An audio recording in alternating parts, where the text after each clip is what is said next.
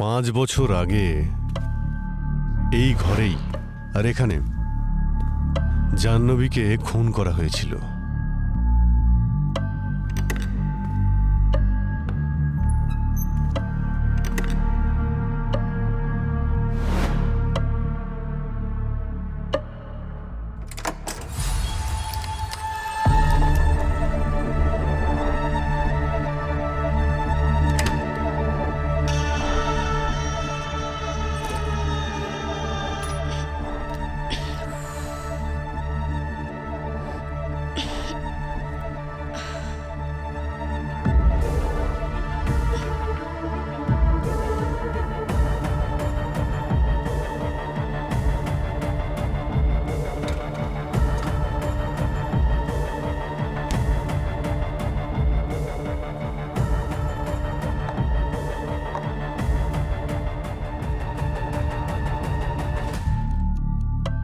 জাহ্নবীর মৃত্যু হয়েছিল ওর গলা কেটে দেওয়ার জন্যে।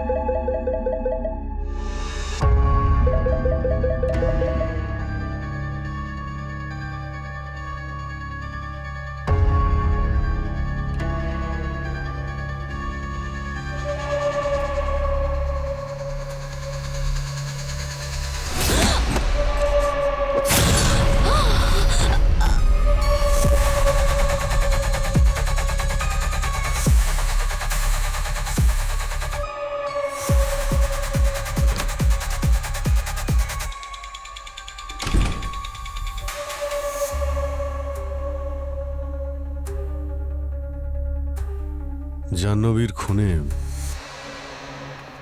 শাস্তি হয়েছিল ওর স্বামী বাসুর যাবজ্জীবন।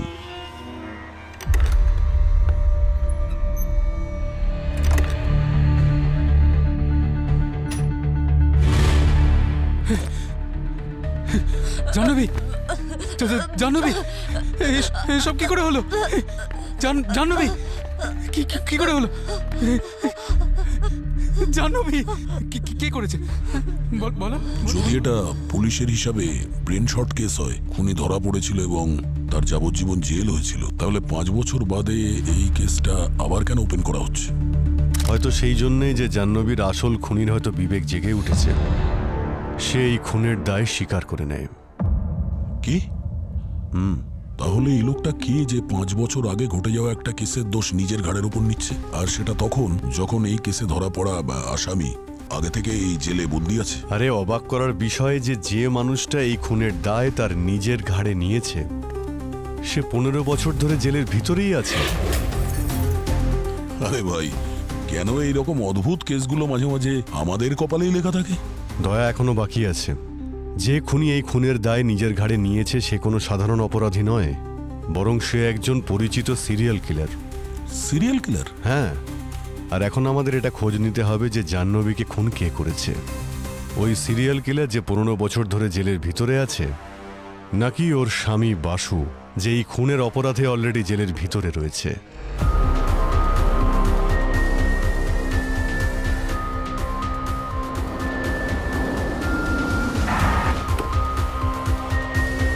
স্যার, এই সিরিয়াল কিলার ভার্গব তো খুবই ঘাটতেরা লোক স্যার। হ্যাঁ স্যার, অদ্ভুত ডিমান্ড ওর।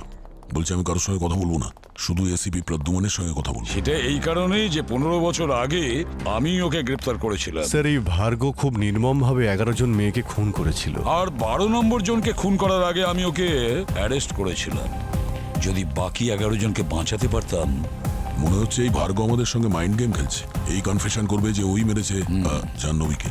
দেখি, তোমরা একটা কাজ করো, ওই বাসুর সঙ্গে দেখা করো, যে জাহ্নবীর খুনের অপরাধে জেল খাটছে। আমি বরং ভার্গর সঙ্গে দেখা করি। আরে আসুন আসুন, এসিপি প্রদ্যুম্ন স্যার, আপনার জন্যই অপেক্ষা করছি।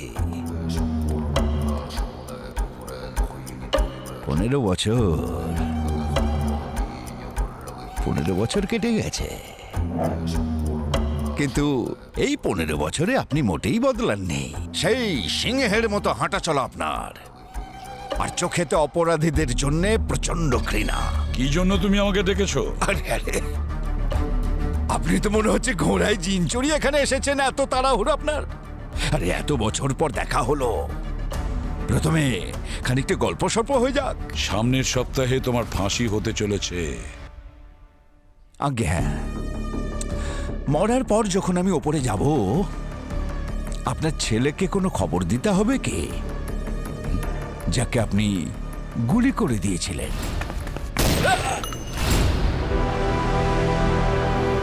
ভার্গ, আমার ছেলেও তোমার মতন একজন অপরাধী ছিল। তার মৃত্যুতে আমার কোনো অনুতাপ নেই, আর তোমার মৃত্যুতেও আমার কোনো আফসোস থাকবে না। মৃত্যুকে আমি মোটেই ভয় করি না স্যার, মৃত্যুকে তো আমি মুক্তি মনে করি। মৃত্যুকে আমি মোক্ষ লাভ ভাবি। আমি মনে করি মৃত্যু মানে আমার একটা স্বাধীনতা। শরীর মরে যায় স্যার, কিন্তু আত্মা কখনো মরে না, আর মরে না ভাবনাটা। বাসু, পুলিশ তোমার গাড়ির ডিকি থেকে রক্ত মাখা একটা ছুরি পেয়েছিল, যার মধ্যে জাহ্নবীর রক্ত লেগেছিল। আমি জানি না স্যার যে ওই ছুরিটা ওখানে কে আর কেন রেখেছিল। ওই ছুরিতে তোমার আঙুলের ছাপ ছিল। আচ্ছা, তোমারই ফিঙ্গারপ্রিন্টের ছুরি তোমার গাড়ির মধ্যে কেউ কি করে রাখবে? ভার্গ, তুমি কি সত্যিই জাহ্নবীকে খুন করেছিলে, নাকি নিজের ফাঁসির তারিখটা পিছিয়ে দেওয়ার জন্য নাটক করে যাচ্ছ? আমি জানতাম যে আপনার মনে এটাই ঘোরাফেরা করছে, যে জেলের ভেতরে থেকেও আমি 12টা খুন কি করে করলাম। খোঁজ করুন না, আমিও দেখতে চাই সিআইডির ভেতরে সেই ক্ষমতাটা আছে নাকি নেই। জাহ্নবীকে তুমি খুন করেছো কি না সেটা তো আমরা খুঁজে বের করবই, কিন্তু তোমার মৃত্যুর তারিখের সময় 1 মিনিটের জন্যও পিছবে না। এ কথাই ধ্রুব সত্য। আরে চোখে আপনার কালো কাপড় বাঁধা আছে সিপি স্যার, তাই আপনি ভবিষ্যতের কিচ্ছু দেখতে পাচ্ছেন না। আমি হলাম ন্যায়, আর আমি হলাম অন্যায়। এটা আমাকে দিয়ে শুরু হয়েছে, আর এটা আমাকে দিয়েই শেষ হবে।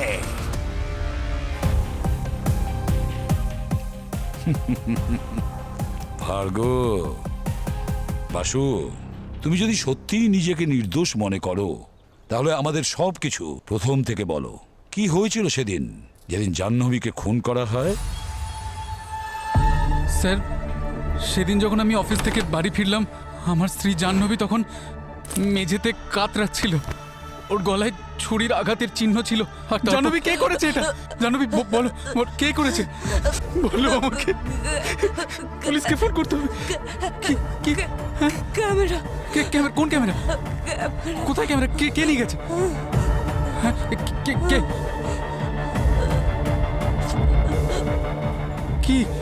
কি জাহ্নবী? ওখানে কে? বইগুলো?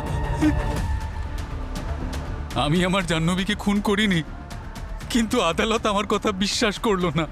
এই আদালত মিস্টার বাসুকে যাবজ্জীবন কারাদণ্ডে দণ্ডিত করছে। The court is adjourned. Basu, একটা কথা বলো, মারা যাওয়ার সময় জাহ্নবী তোমাদের বুক সেলফের দিকে ইশারা করছিল। তোমার কি একবারও মনে হয়নি ওই বুক সেলফটা দেখি, বইগুলো দেখি? স্যার, আসলে জাহ্নবীর হঠাৎ করে চলে যাওয়ার ফলে আমি বুঝতে পারছিলাম না কি করব। আর তারপর তো আমাকে জেলে পাঠানো হলো। আমি তো সময় পাইনি ওর বুকশেলফ চেক করার। কতগুলো বই ছিল ওই সেলফে? স্যার বই তো ওখানে অনেকগুলো ছিল, কারণ জাহ্নবীর পড়ার আর ওই ক্রাইম পাজল সলভ করার খুব শখ ছিল। এখন ওই বইগুলো কোথায়? স্যার ওই ঘটনার পর তো জাহ্নবীর সমস্ত জিনিসপত্র ওর বোন দিশা নিয়ে চলে গেছিল। স্যার আমি দিশাকে কন্ট্যাক্ট করার চেষ্টা করেছি, কিন্তু ওর ফোন বন্ধ। আর ও ইন্ডিয়াতেও নেই। ওর কোম্পানি বলছে যে ও 2-3 দিনের মধ্যে ফিরে আসবে। আচ্ছা, স্যার, হ্যাঁ, স্যার ইনি ইন্সপেক্টর মনোহর। 5 বছর আগে উনি বাসুকে অ্যারেস্ট করেছিলেন। Hello ACP sir, Hello. খুব ভালো লাগলো আপনার সঙ্গে দেখা হয়। এই হলো কেসের ফাইল। আচ্ছা মনোহর বাবু, আপনার কি মনে হয় যে জাহ্নবীকে খুন মিস্টার বাসুই করেছে? 100% স্যার। বাসুকে দেখে যতটা সহজ মনে হয় ততটাও সহজ কিন্তু নয় স্যার। ওর ইনোসেন্ট ফেস দিয়ে জাজ করবেন না। কিন্তু আপনি ওই সিরিয়াল কিলার ভার্গোর কনফেশনের ব্যাপারে নিশ্চয়ই শুনেছেন।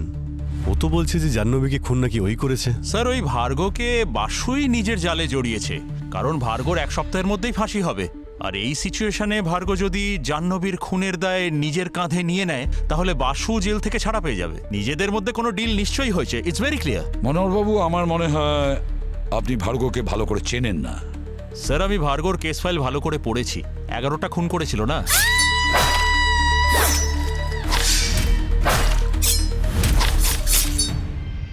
আর 12 নম্বর খুন করার আগে আপনি ওকে ধরেছিলেন।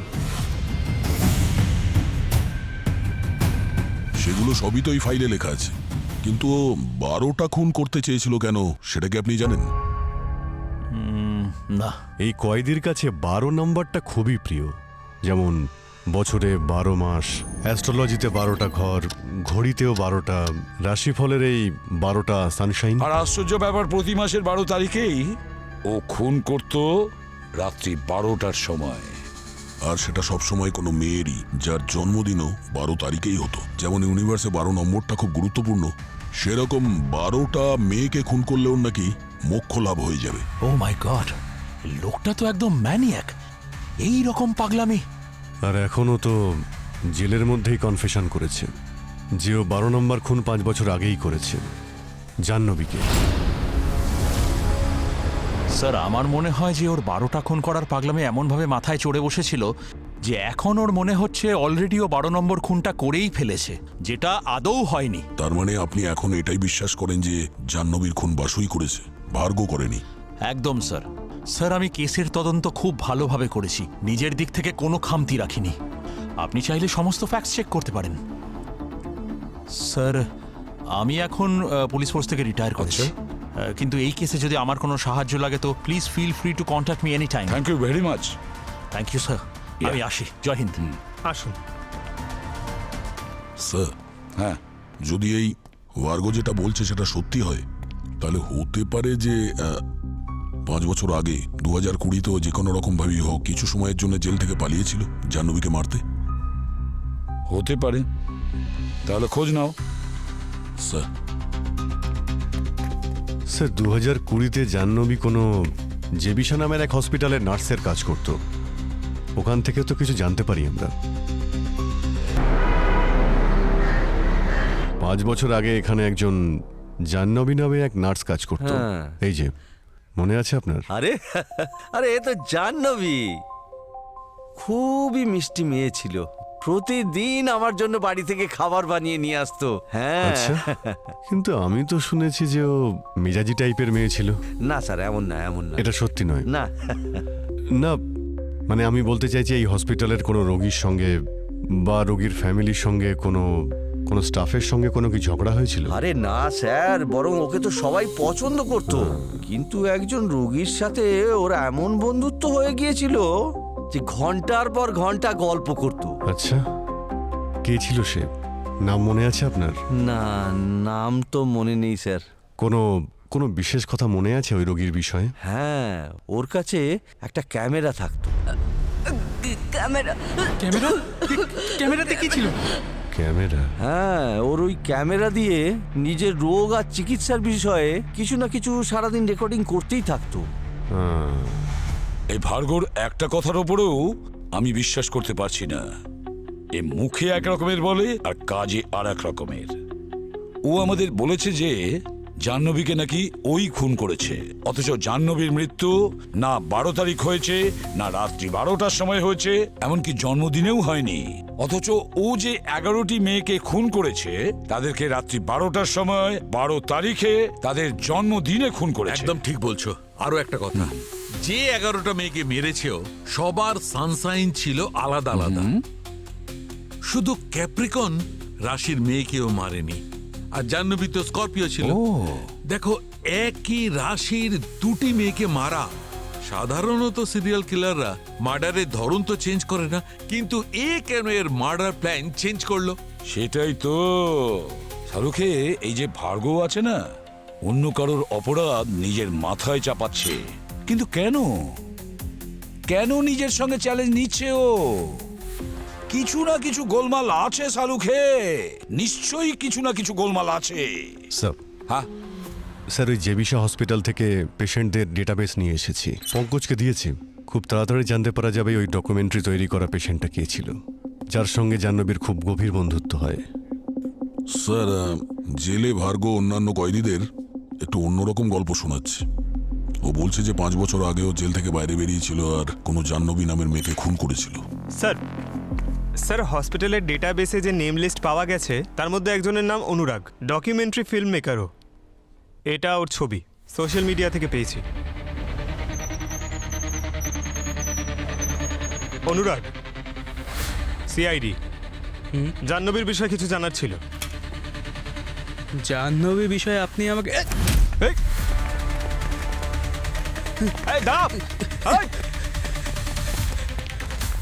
দাঁড়া বলছি, পালাবি কোথায়?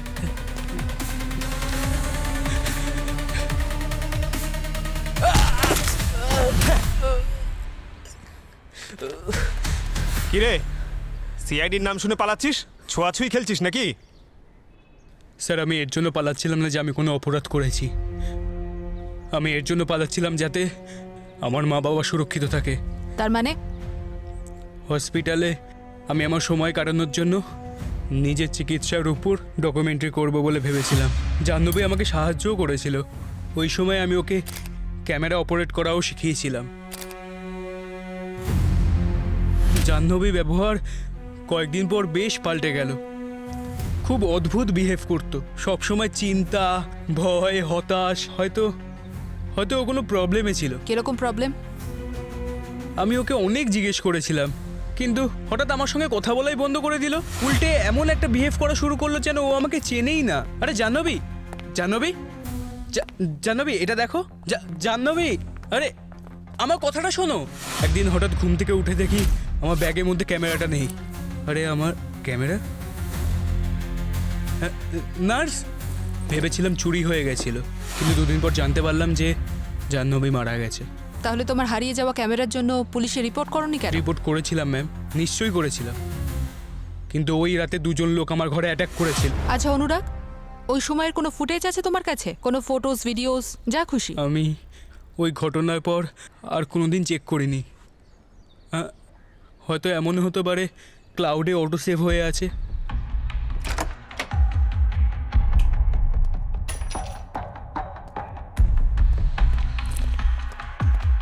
ল্যাপটপ এখানেই আছে, বের করে দিচ্ছি।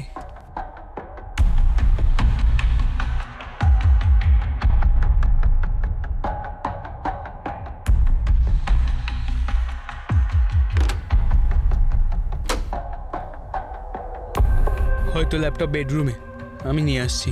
আমিও যাচ্ছি। শিওর।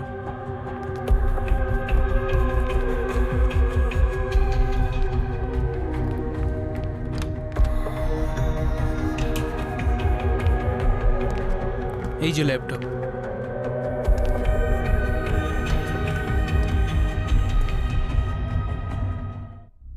লাইট অফ হলো কেন? আমি জানি না ম্যাম। ইলেকট্রিক বিল দাও না নাকি? লাইট তো জ্বলছে। ম্যাম, এই বন্দুক বের করেছেন কেন? আমার পিছনে এসো, পিছনে এসো, সাবধানে। এখানেও লাইট জ্বলছে।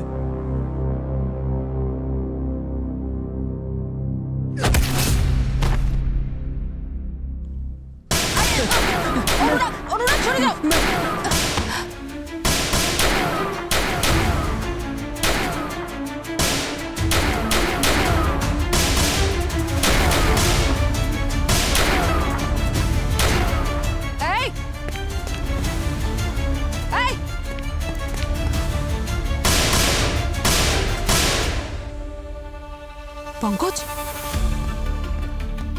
পঙ্কজ পঙ্কজ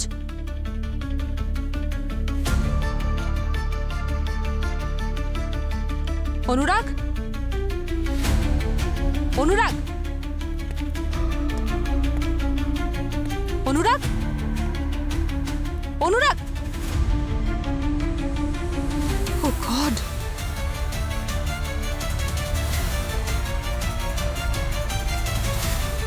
ও গড he's dead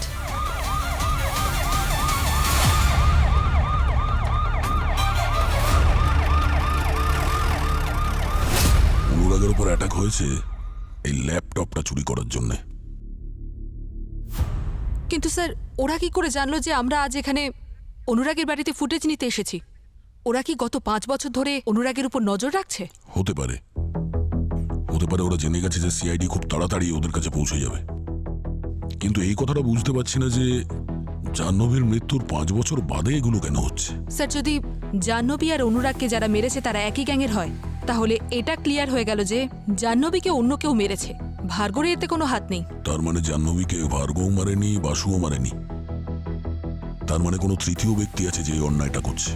স্যার এটা কিন্তু দারুণ ব্যাপার। জাহ্নবীর খুনের কনফেশন একজন করেছে, তার শাস্তি অন্য কেউ ভোগ করছে, আর আমাদের মনে হচ্ছে যে তৃতীয় কোনো ব্যক্তি খুন করেছে, যে কিনা সেই হসপিটালে কাজ করে, সেই হসপিটালে ইনভলভ যেখানে জাহ্নবী কাজ করত। স্যার ল্যাপটপ খুলে গেছে। খুলে গেছে? Very good. আচ্ছা এখন সোজা ক্লাউডে যাও, আর 5 বছর আগে হসপিটালের মধ্যে ক্লাউডে যে সমস্ত ভিডিও আর ফটো আছে ওগুলো চেক করো। 5 বছরের পূর্ণ ডেটা পাওয়া গেছে, কিন্তু স্যার এই ফটোজ আর ভিডিওস থেকে তো ক্রাইমের কোনো লিঙ্ক মনে হচ্ছে না। এক মিনিট এটা দেখো।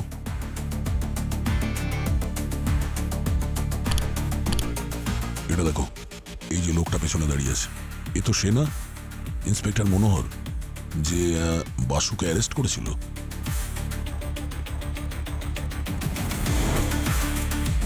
স্যার ইনি তো মনোহর, আর উনি তো অনেকগুলো ফটোতেই আছেন। তার মানে ওই ঘটনায় 5 বছর আগে জাহ্নবী যখন হসপিটালে ছিল, এই ইন্সপেক্টর মনোহর সবসময় ওখানে যাতায়াত করতো। স্যার মনোহর তো এই বিষয়ে আমাদের কিছু বলেনি, আর ওর কেস ফাইলেও তো এরকম কিছু মেনশন করা নেই। আচ্ছা এরকম নয় তো যে এই ইন্সপেক্টর মনোহরই অপরাধীদের সঙ্গে জড়িয়ে আছে? ও যে কোনো রকমভাবে হোক বাসুকে জাহ্নবীর খুনে ফাঁসিয়ে দিয়েছে আর জেলে পাঠিয়ে দিয়েছে।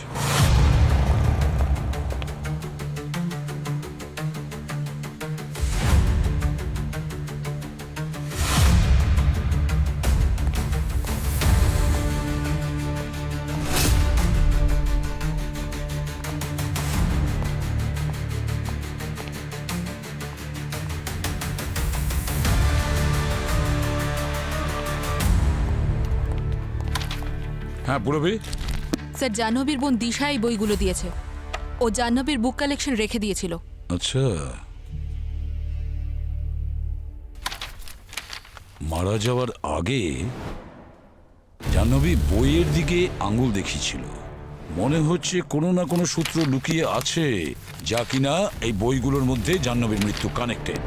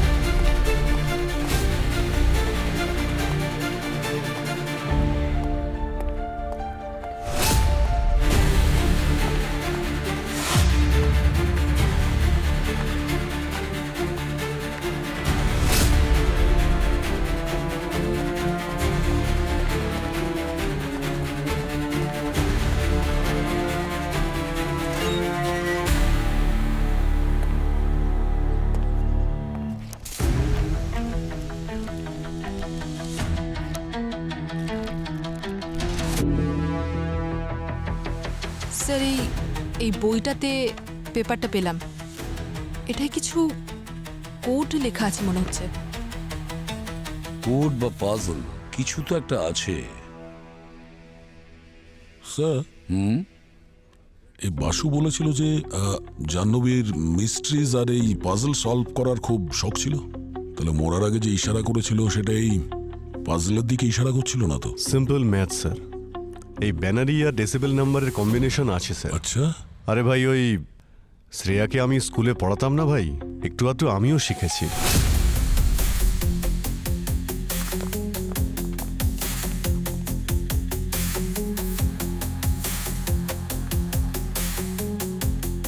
স্যার কোড অনুযায়ী প্রথম নাম্বার হলো 0.08। 0.08 মিনস এস। 0.4 0.4 মিনস ই।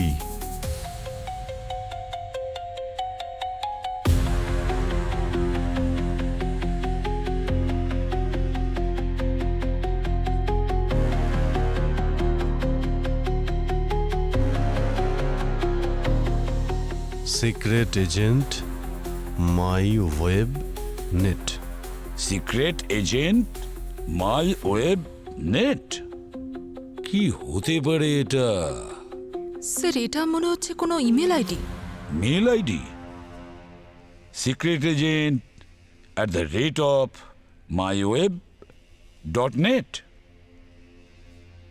অভিজিৎ, আরো কিছু নাম্বার আছে না? হ্যাঁ স্যার, এই কিছু নাম্বার মাইনাসেও আছে। এই যে secret agent my web net লেখা আছে, এইগুলোকে আমি সেট করছি মাইনাসে। 1 2 3 4 5 6 7 8 লেটারে লিখলে ডিন, ডি -14। 1 2 3 4 5 6 7 8 9 10 11 12 13 14। 14 মাইনাস করলে আর পাওয়া যায় T R minus 1 -12 -18 EAT। Treat. Treat, TREAT, treat. এটা আবার এই মেল আইডির পাসওয়ার্ড নয় তো? Secret agent @myweb.net, password TREAT। Sir এখানে তো অনেকগুলো ছবি আর ভিডিওস আছে। এই দেখুন স্যার, প্রথম ভিডিও।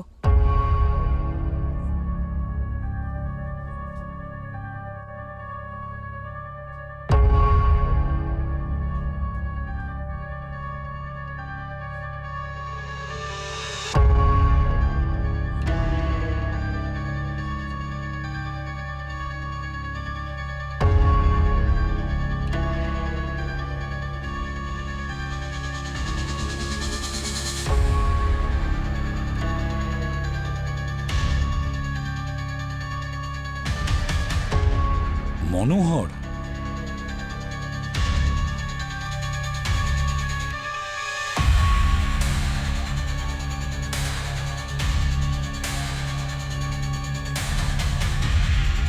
ইনি ডক্টর হেমন্ত, এই হসপিটালে সব থেকে সিনিয়র ডক্টর। ইনি এরকম ধরনের অপরাধ করবেন আমি স্বপ্নেও ভাবতে পারিনি।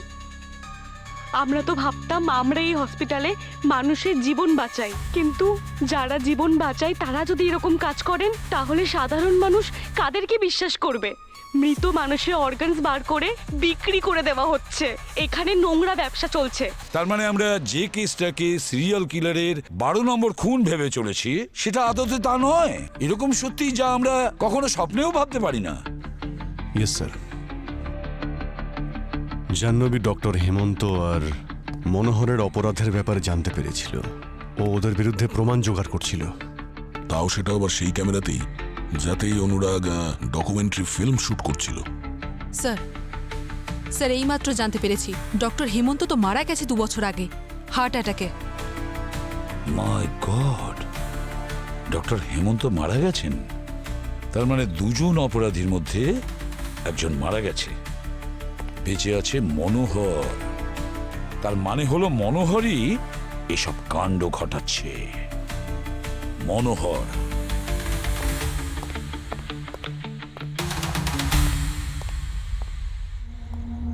ড্যানি, ড্যানি, আমার কাজ হয়ে গেছে। আমার পাসপোর্ট, ওই ডকুমেন্ট সব রেডি। ড্যানি, ড্যানি জবাব কেন দিচ্ছ না? আমি তোমায় বলেছিলাম না আমাকে এই দেশ ছেড়ে তাড়াতাড়ি পালাতে হবে? বলেছিলাম না তোমায়?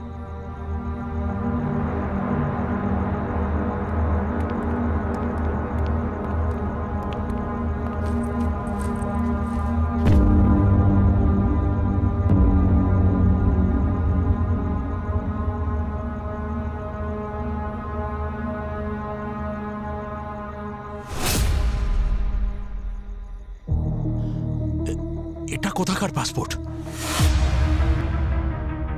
জেলের।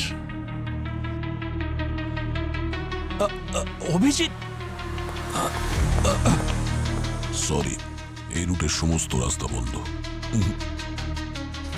আমরা জানতাম তুমি দেশ ছেড়ে পালাতে চাইছো, সেই জন্য যারা নকল পাসপোর্ট বানায় তাদের পিছনে আমরা খোঁচড় লাগিয়ে দিয়েছিলাম। আর এই ড্যানি তোমার পাসপোর্ট বানিয়ে আমাদের কাছে পৌঁছে দেয়। যখন কোনো সাধারণ লোক অপরাধ করে তখন তাকে অপরাধী বলা হয়, যখন একজন আইনের রক্ষকই ভক্ষক হয়ে যায় তখন তাকে কি বলা উচিত? আসলে স্যার ভুল করেছি। এখন আপনারা যা শাস্তি দিতে চান দিতে পারেন। ভুল নয়, অপরাধ করেছো তুমি। দুজন নিষ্পাপকে খুন করেছো, জাহ্নবীকে আর অনুরাগকে। তোমার শাস্তি তো আদালত ঠিক করবে। আমি কখনো চাইতাম না যে জাহ্নবীর প্রাণ চলে যাক, কিন্তু ও যখন অর্গান ট্রেডিং এর ব্যাপারে জেনে ফেললো তখন ডক্টর হেমন্ত ওকে মেরে ফেলে। আমি মারিনি। আর একজন পুলিশ অফিসার হয়ে ও অপরাধী হওয়া সত্ত্বেও তুমি ওকে কিছু করোনি। ওদিকে একজন নিরাপরাধ জেল খেটে যাচ্ছে।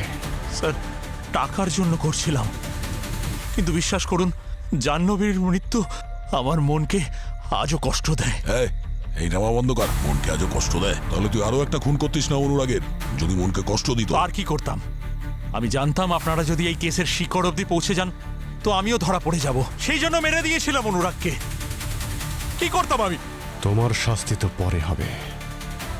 আগে তো ওই লোকটার ন্যায় বিচার হওয়া উচিত, যার জীবনের মূল্যবান 5টা বছর তুমি আর কোনোদিনও ফিরিয়ে দিতে পারবে না। স্যার, বাসু জেল থেকে মুক্তি পেয়েছে। মানছি যে ও কোনো দোষ না করেও 5টা বছর জেল খেটেছে, কিন্তু আনন্দের বিষয় এটাই যে অন্তত শেষেও ন্যায় বিচার পেল।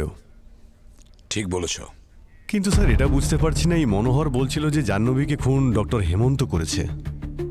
তাহলে ভার্গ কেন বলছে যে জাহ্নবীকে ও খুন করেছে? মিথ্যে দোষারোপ নিজের ঘাড়ে নিচ্ছে। সেটাই তো অভিজিৎ, ভার্গ কিন্তু খুব ধূর্ত লোক, যা কিছু করে একটু ভেবে চিন্তে করে। স্যার, এটা ডক্টর হেমন্ত আর মনোহরের কেস ফাইলের ফাইনাল রিপোর্ট, যেটা আপনি চেয়েছিলেন।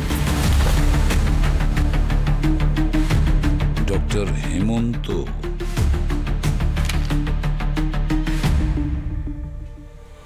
মাই গড! কি হচ্ছে স্যার? কি আছে এই ফাইলে? দয়া, ডক্টর হেমন্তর স্ত্রীর নাম কি জানো? কে? বাসুকে যাবজ্জীবন কারাদণ্ডের হুকুম দেওয়ার জাজ কল্পনা। এই আদালত মিস্টার বাসুকে যাবজ্জীবন কারাদণ্ডে দণ্ডিত করছে। জাজ কল্পনা? হ্যাঁ, হতে পারে স্যার এই ইন্সপেক্টর মনোহর আর ডক্টর হেমন্তর সঙ্গে জাজ কল্পনা অর্গান র্যাকেটসের সঙ্গে যুক্ত ছিল। হতে পারে অভিজিৎ। মাই গড! যে 11টা মেয়েকে মেরেছেও সবার সানসাইন ছিল আলাদা আলাদা। শুধু ক্যাপ্রিকন রাশির মেয়েকেও মারেনি। তাহলে এটা ছিল ভার্গর প্ল্যান। আর স্যার, ভার্গ আর জাজ কল্পনা কি সম্পর্ক এদের মধ্যে? আচ্ছা, জাজ কল্পনা কি এই ভার্গকেও শাস্তি দিয়েছিল? দয়া, ভার্গর 12 নম্বর ভিকটিম জাহ্নবী কখনো ছিলই না। তাহলে কে স্যার? ভার্গর 12 নম্বর ভিকটিম ছিল জাজ কল্পনা। হোয়াট? হ্যাঁ, জাজ কল্পনার জন্মদিন 12ই জানুয়ারি। ওনার সানসাইন হলো কেপ্রিকন, আর কেপ্রিকন সাইনের মহিলাই ভার্গর 12 নম্বর ভিকটিম। কিন্তু 12 তারিখ তো কালকে স্যার। স্যার, এই ভার্গ তার প্রত্যেকটা ভিকটিমকে 12টার সময় মারে। 11টা তো বেজে গেছে স্যার। তার মানে আর 1 ঘন্টার মধ্যেও জাজ কল্পনাকে মার্ডার করবে। অবনী, ফোন করো কল্পনাকে। Yes sir.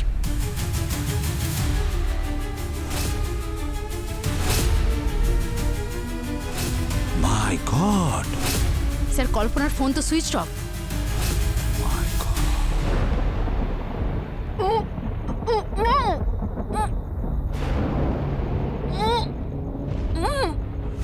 আমি হলাম ন্যায় আর আমি হলাম অন্যায়।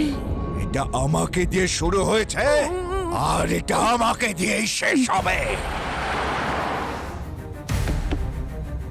কিন্তু স্যার, যদি কল্পনা ক্যাপ্রিকন হয়েও থাকে এদিকে তো ভার্গো তো জেলের ভেতরেই আছে, তাহলে সে নিজের 12 নম্বর ভিকটিমকে কি করে মারবে? বাসুর মাধ্যমে।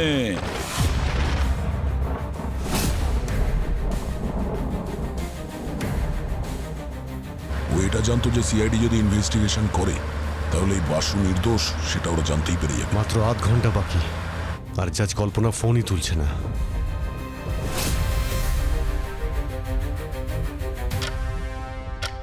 বারোটা বাজতে আর কিছুক্ষণ দেরি আছে কল্পনা ম্যাডাম। সত্যি আপনার জন্মদিন আপনার জন্য স্মরণীয় হয়ে থাকবে। ও কিছু বলতে চান আপনি? আরে ম্যাডাম, আপনাকে সাহায্য আমি করব তো। বলুন ধর্মাবতার, আপনার কোনো শেষ ইচ্ছে নেই তো? প্লিজ আমাকে ক্ষমা করে দাও। আমি জানি আমি তোমার সঙ্গে সুবিচার করিনি। আমি খুব ভুল করেছি। ভুল? না না না, কল্পনা ম্যাডাম, আপনি কোনো ভুল করেননি। আপনি অন্যায় করেছেন আমার সঙ্গে, আর তাও ন্যায়ের আদালতে। আচ্ছা, আপনি জানেন আপনার জন্মদিনটা একটা শুভ দিন। আপনার জন্মদিনে শুধু আমার প্রতিশোধই পূরণ হবে না, বরং আমার ওই বিশেষ বন্ধুর উদ্দেশ্য পূরণ হবে। কোন বন্ধু? সব থেকে ভয়ঙ্কর রাশি হলো ক্যাপ্রিকর্ন, মকর রাশি। এ ন্যায় অন্যায় কিচ্ছু দেখে না। এ মানুষকে কষ্ট দিতে খুব মজা পায়। আমার মা মকর রাশি ছিলেন। থ্যাংক গড, আমার জীবনে এরকম মকর রাশির কেউ নেই। আছে তো, ওই যে জজ কল্পনা। আরে ওনার জন্যই তো তুই আজ এখানে। তোর জীবনটাকে অন্ধকারে ঠেলে দিয়েছে। আপনার সত্যি মনে হয় যে ওই কল্পনা ম্যাডাম আমাকে ইচ্ছে করে ফাঁসিয়েছেন? আরে তা নয় তো কি রে, যদি একটা বাচ্চা ছেলেও জজ হতো না, সেও ঠিক বুঝতে পেরে যেত যে তুই জাহ্নবীকে মারিসনি। কিন্তু এই কল্পনা মনে হচ্ছে আসল অপরাধীকেও বাঁচানোর চেষ্টা করে যাচ্ছে। কিন্তু কে বলতে পারে, হয়তো ইনিই অপরাধী, ইনিই হয়তো জাহ্নবীকে মেরেছেন। আমরা দুজনে মিলে না একটা প্ল্যান বানালাম, আর সেই প্ল্যান অনুযায়ী বাইরের সবার চোখে তো আমি নির্দোষ প্রমাণ হয়ে যাব, আর আমার সেই বিশেষ বন্ধু মোক্ষ লাভ করবে। কল্পনা ম্যাডাম, এখন একমাত্র আপনার মৃত্যুই আমাদের দুজনকে মোক্ষ লাভ আর ন্যায়ের পথে নিয়ে যেতে পারে।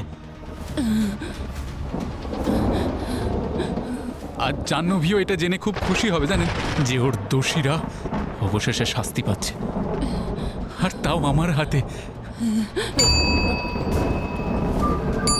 Happy birthday Kalpana madam. না, happy birthday to you. Please. Happy birthday to you. Basu না, না। কটা বাজে? এই শুয়ে পড়, এখনো ফাঁসির অনেক দেরি আছে। এ হাবিলদার, তাড়াতাড়ি টাইমটা বল, না হলে ওপরে গিয়ে খারাপ পাত্তা হয় না তোর গাড়ি চাপবো। 1টা বাজে। আমার উদ্দেশ্য সফল হয়েছে। এ ভার্গো, চল বাইরে আয়, তোর সঙ্গে কেউ দেখা করতে চায়।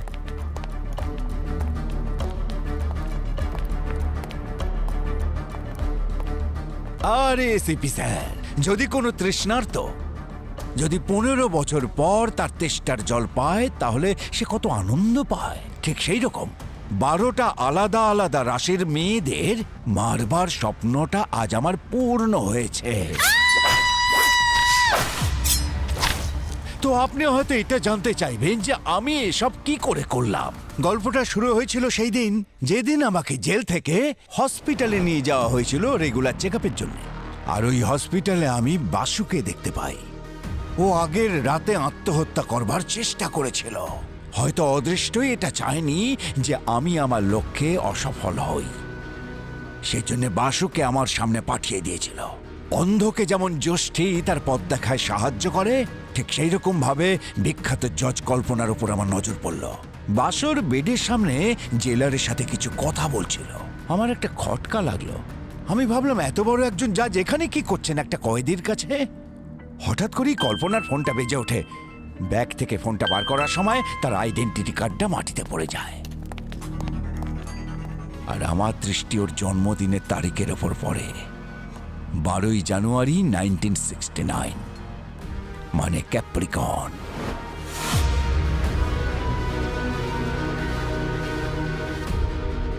আমি বুঝতে পারলাম এটা হলো অদৃষ্টের ইঙ্গিত। একজন মহিলাকে মারবার জন্য উপহার হিসেবে আমার কাছে পাঠিয়েছেন। আমার হাতে কল্পনার মৃত্যু সেই মুহূর্তে লিখিত হয়ে গিয়েছিল। এত সহজ ছিল না। আমি এটা জানতাম যে বাসু কখনো কাউকে মারতে পারে না, আর কখনো কাউকে মারবেও না। আমি একজন শিল্পীর মতো ওকে এটা করবার জন্য তৈরি করেছিলাম। আর অদৃষ্টের খেলাটা কেমন দেখুন।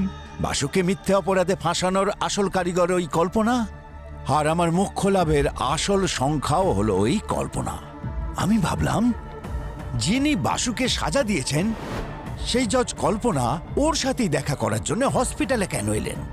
আমি বুঝতে পারলাম এর পিছনে কোনো রহস্য আছে। কিন্তু আপনি আমাকে সাহায্য কেন করতে চাইছেন? আরে তোর প্রতি অন্যায় হয়েছে মানে আমার মনে হচ্ছে যেন আমার উপরেই হয়েছে অন্যায়টা। তুই কি এটা জানিস? অন্যায়ভাবে তোকে শাস্তি দেওয়ার আসল কারিগর ওই কল্পনা। সেদিন হাসপাতাল এসেছিল যখন তুই অজ্ঞান হয়েছিলি। ওই কল্পনা এখানে এসেছিল আমাকে দেখতে? আরে স্বাভাবিক ব্যাপার, জাহ্নবীর খুনে ওরই হাত ছিল, না হলে ও তোর কাছে যাবে কি জন্যে? ওই কল্পনা শুধু আমার সাথে অন্যায় করেনি, আমার স্ত্রী জাহ্নবীকেও আমার থেকে কেড়ে নিয়েছে। এখন তোকে ন্যায় পাইয়ে দেওয়াটাই আমার জীবনের একমাত্র লক্ষ্য। যদি তুই মুক্তি পেয়ে যাস তাহলে আমি ভাববো যে আমিই মুক্তি পেয়ে গেছি। কি ভার্গ, 11টা খুন করার পরেও তোমার ফাঁসি হচ্ছে? 11টা নয়, 11টা নয়, 12টা। 12 নম্বর খুনের ক্রেডিট তোমাকে দেওয়া যাবে না। কেন কেন দেওয়া যাবে না? কেন দেওয়া যাবে না? তাহলে ক্রেডিটটা আপনারা ওই ওই বাসুকে দিয়ে দেবেন? আরে শরীরটা তো ওর ছিল, কিন্তু আত্মাটা তো আমার ছিল, তাই ক্রেডিটটা আমারই পেয়ে যাওয়া উচিত। কি ঠিক কিনা? ভার্গ, জাজ কল্পনা বেঁচে আছেন।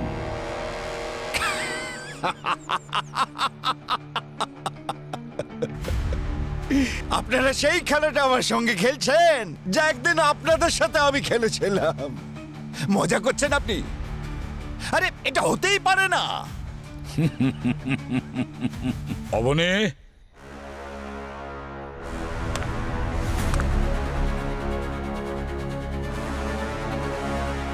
বাসু, তুই আমার কাজটা সম্পূর্ণ করিস নি। মিস্টার ভার্গব, আমি আপনার কাজটা সম্পূর্ণ করতে গেছিলাম, কিন্তু বাসু, এই পাগলামো ছাড়ো।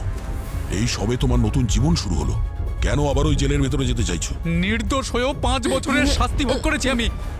চলবে আর একটা খুন, আজ তো একে মারবই আমি। না বাসু, অন্যায় কাজকে বাধা দেওয়ার জন্যই কিন্তু জাহ্নবী জীবন দিয়েছে। প্লিজ তুমি কোনো ভুল কাজ করে ফেলো না। স্যার, আমার কিচ্ছু এসে যায় না তাতে। বাসু জাহ্নবী মারা যাওয়ার আগে তোমার জন্য একটা ভিডিও মেসেজ রেখে গেছে, তুমি দেখতে চাও? তোমরা সবাই আমাকে বিভ্রান্ত করছো। জাহ্নবী আমার জন্য কোনো মেসেজ পাঠায়নি। আজ আমি একে খুন করেই যাব। না বাসু, না। এই দেখো বাসু, আমার প্রিয় বাসু, তুমি জানো তোমাকে আমার জীবনসঙ্গী কেন করেছি? কারণ তোমার মধ্যে যে সততা আর সাহসিকতা রয়েছে, যেটা আজকের যুগে খুবই রেয়ার। আমরা সাথে থাকি আর না থাকি, তুমি সব সময় সৎ পথে থেকো, অসৎ পথে নয়। Please, I am sorry, please, sorry. এখন আমি যাই। I love you. আমি তোকে ছাড়বো না।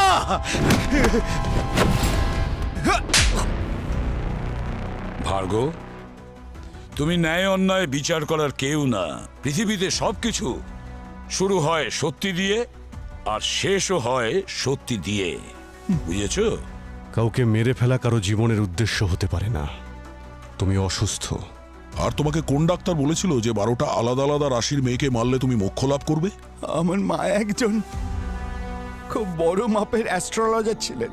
সারা জীবন তিনি আমার জন্ম মুহূর্তটার কথা ভেবে খুবই দুশ্চিন্তার মধ্যে কাটাতেন। তিনি আমাকে বলেছিলেন যে 12টা আলাদা আলাদা রাশির মেয়েকে মারার পরেই আমি জন্ম মৃত্যুর চক্রব্যূহ থেকে মুক্তি পেয়ে যাব।